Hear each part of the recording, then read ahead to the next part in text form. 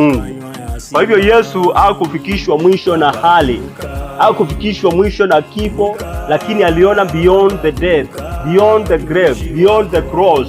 He could see himself seated in the glory of God. Kwa hivyo asubuhi ya leo tu nikukutia nguvu ya kwamba usifinywe na mambo ukakata tamaa, usifikishwe mwisho na hali, lakini katika kila hali ona mbele ya ile hali.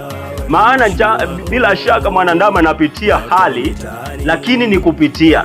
Kama vile Biblia inasema katika kitabu cha Isaya 43 ya kwamba mjapopita katika maji, japopita katika moto, japopita katika dhoruba, hamtaangamia. Kumaanisha kwamba ni kupitia. Kwa hivyo Yesu alikuwa anajua kwamba nitapitia kwa msalaba, nitashinda kifo, nitashinda mauti, na baadaye nitaketi katika mkono wa kulia wa Baba katika utukufu.